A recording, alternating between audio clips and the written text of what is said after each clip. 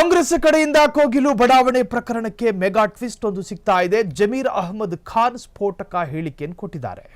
ಕೇರಳದ ಪಿಣರಾಯಿ ಬರೀ ನಾಟಕ ಎಂದ ಜಮೀರ್ ಅಹಮದ್ ಖಾನ್, ಕೇರಳದ ಟೀಮ್ ಬಂದ್ರು ಹೋದ್ರು ಏನು ಕೊಟ್ಟಿಲ್ಲ, ಅವರಿಗೆ ನಿಜವಾಗಿಯೂ ಕಾಳಜಿ ಇದ್ರೆ ಮನೆ ಕಟ್ಟಿ ಕೊಡಿಸ್ಲಿ ನೋಡೋಣ, ಕೇರಳದವರ ನಾಟಕೀಯ ರಾಜಕಾರಣ ಅಂತ ಹೇಳಿ ಸಚಿವ ಜಮೀರ್ ಅಹಮದ್ ಖಾನ್ ಆಕ್ರೋಶವನ್ನು ವ್ಯಕ್ತಪಡಿಸಿದ್ದಾರೆ. ಏಪ್ರಿಲ್ನಲ್ಲಿ ಕೇರಳ ಎಲೆಕ್ಷನ್ ಇದೆ, ಹಾಗಾಗಿ ಈ ನಾಟಕ ಮಾಡ್ತಿದ್ದಾರೆ. ಕೇರಳ ಸರ್ಕಾರದ ವಿರುದ್ಧ ಸಿಡಿದ ಸಚಿವ ಜಮೀರ್ ಅಹಮದ್ ಖಾನ್. ಕೋಗಿಲು ಬಡಾವಣೆಯಲ್ಲಿ 2.5-3 ದಶಕಗಳಿಂದ ಅಹಿಂದ ಸಮಾಜ, ಅದರಲ್ಲಿ ಅಲ್ಪಸಂಖ್ಯಾತರು ಇದ್ರು, ದಲಿತ ಸಮುದಾಯದವರು ಇದ್ರು, ಜೀವನ ಮಾಡ್ತಾ ಇದ್ರು. ಏಕಾಏಕಿ ಆ ಬಡಾವಣೆಯ ಮನೆಗಳನ್ನ ಮೌಖಿಕವಾಗಿ ಅವರಿಗೆ ನಾವು ಸೂಚನೆ ಕೊಟ್ಟಿದ್ವಿ ಅಂತ ಹೇಳ್ತಾರೆ.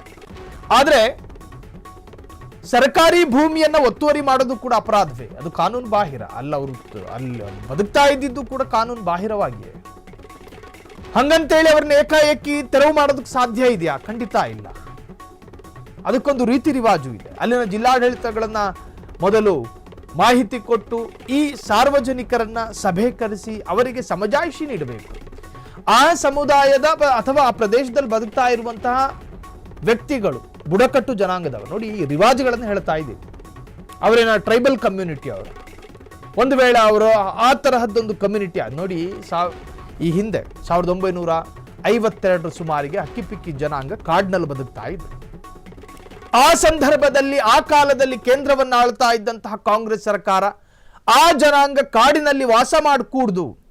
ಸರಿಸುಮಾರು ಕರ್ನಾಟಕದ 60,000 ಅಕ್ಕಿಪಿಕ್ಕಿ ಜನಾಂಗದವರು ಕಾಡಲ್ಲಿದ್ರು. ಅವರನ್ನ ನಾಡಿಗೆ ಕರೆತರುವಂತಹ ಪ್ರಯತ್ನಗಳಾಯಿತು. ಸರ್ಕಾರಿ ಭೂಮಿಗಳಲ್ಲಿ ಮನೆ ಕಟ್ಟಿಸಿಕೊಟ್ಟು ಅಕ್ಕಿಪಿಕ್ಕಿ ಜನಾಂಗಕ್ಕೆ ಆ ಕಾಲದಲ್ಲಿ ಮನೆ ಕಟ್ಟಿಸಿಕೊಡಲಾಗ್ತಾ ಇತ್ತು. ಕಾರಣ ಅವರು ಮನುಷ್ಯರು, ಕಾಡುಗಳಲ್ಲಿ ಬದುಕಿರೋರಲ್ಲ ಅನ್ನುವಂಥ ಒಂದು ಸಿದ್ಧಾಂತ. ಸೊ ಹಾಗೇನೆ ಈ ಪ್ರದೇಶದಲ್ಲಿ ಬದುಕ್ತಾ ಇರೋ ಜನರಿಗೆ ಬೇರೆ ಮನೆ ಇದೆಯಾ? ಈ ಥರದ್ದೆಲ್ಲ ಜಿಲ್ಲಾಡಳಿತದ ಮುಖಾಂತರವಾಗಿ ಸಮಜಾಯಿಷಿ ನೀಡುವಂಥ ಪ್ರಯತ್ನಗಳಾಗಬೇಕಿತ್ತು. ಇವೆಲ್ಲವೂ ಕೂಡ ಆಗಿದೆಯಾ? ಒಂದು ಕಡೆ ಪಿಣರಾಯಿ ಸರ್ಕಾರವು ಕೂಡ ಇದಕ್ಕೆ ಮಧ್ಯಪ್ರವೇಶ ಮಾಡ್ತು. ಕಾಂಗ್ರೆಸ್ ಸರ್ಕಾರ ಒಂದು ಸಮುದಾಯದ ವಿರುದ್ಧ ತಾಳಿದಂತಹ ಈ ಒಂದು ಕೃತ್ಯ ನಿಜಕ್ಕೂ ಕೂಡ ಖಂಡನೀಯ ಅಂಥೇಳಿ ಅವರು ಕಾಮೆಂಟ್ಗಳನ್ನು, ವರ್ಷನ್ಗಳನ್ನು ಹೇಳೋದಕ್ಕೆ ಶುರು ಮಾಡಿದ್ರು. ಅದರ ವಿರುದ್ಧ ಜಮೀರ್ ಅಹಮದ್ ಖಾನ್ ಈಗ ರೊಚ್ಚಿಗೆದ್ದಿದ್ದಾರೆ.